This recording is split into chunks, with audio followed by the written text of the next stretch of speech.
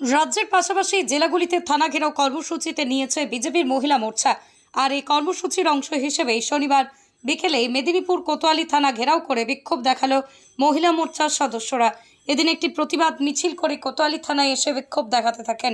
শান্তিপূর্ণভাবে দেখানোর পর সামনের রাস্তা অবরোধ করে বিক্ষোভ দেখান তারা। বিশৃঙ্খলা এড়াতে মোতায়েন ছিল পর্যাপ্ত পুলিশ বাহিনী। প্রতিবাদ মিছিল থেকে তৃণমূল সুপ্রিমো তথা মুখ্যমন্ত্রী মমতা বন্দ্যোপাধ্যায়ের বিরুদ্ধে সোচ্চার হন বিক্ষোভকারীরা।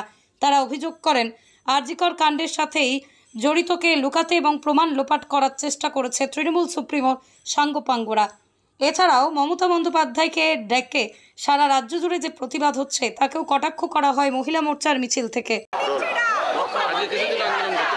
এই তো সার্বিক বিষয়, সারা দেশ তোলপাড় হয়ে যাচ্ছে যেই ইস্যুতে ভারতীয় জনতা মহিলা মোর্চা সেই ইস্যুতেই রাস্তায় নেমেছে। আমরা বিরোধী দল এ বিষয়ে, এই ধর্ষণের বিষয় নিয়ে সারা বছর আমরা সোচ্চার থাকি, কেন কি তৃণমূলের কালচারই ধর্ষণের কালচার।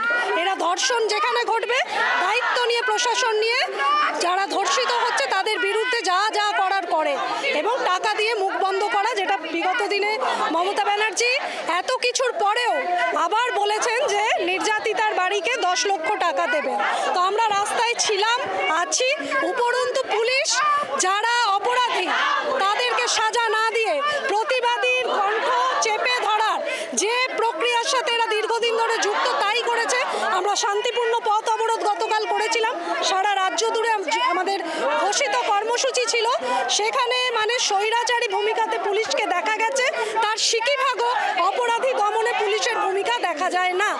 আজকে হাত পা গুটিয়ে তারা শান্তিপূর্ণ চেহারা দেখাচ্ছে, কেন কি এটা জোরালো আন্দোলন সব জায়গায় হচ্ছে। আমরা শান্তিপূর্ণভাবেই আমাদের বক্তব্য এখানে রাখছি। আমরা চাই একেবারে মুখ্যমন্ত্রী, পুলিশ মন্ত্রী, স্বাস্থ্যমন্ত্রী পদত্যাগ।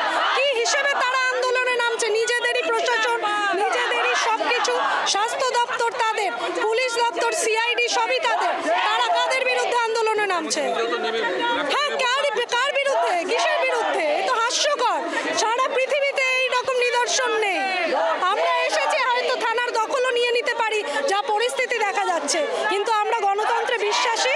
আমরা জানিয়ে এসেছি শান্তিপূর্ণ অবস্থান আমরা এখানে করব। আমাদের বক্তব্য যে ইমিডিয়েট আমরা চাই জরুরি পরিষেবা চালু হোক। এটা তো মানবিক বিষয়।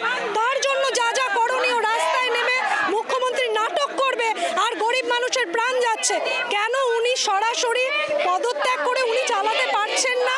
সমস্ত জরুরি পরিষেবা যেখানে মানুষের বেঁচে থাকার অধিকার সবচেয়ে প্রাইমারি। আমরা জানি যে বাঁচার অধিকারে মানুষ একে অপরকে খুনও করতে পারে, সেই অধিকার ক্ষুণ্ণ হচ্ছে আমাদের রাজ্যে। গরিব মানুষ মারা যাচ্ছে রাতের পর রাত। ডাক্তারের মতো পেশার মানুষেরা বাধ্য হয়ে আজকে এই আন্দোলনে নেমেছে। সেই জায়গায় অমানবিক মুখ্যমন্ত্রী, তার পদত্যাগ করে নেওয়া উচিত ছিল। কিসের জন্য তিনি নিজেকে আটকে রেখেছেন? এখনো দোহাই দিয়ে যাচ্ছেন উল্টোপাল্টা। আমি পারিজাত সেনগুপ্ত, মহিলা মোর্চার সভানেত্রী, জেলা বিজেপি।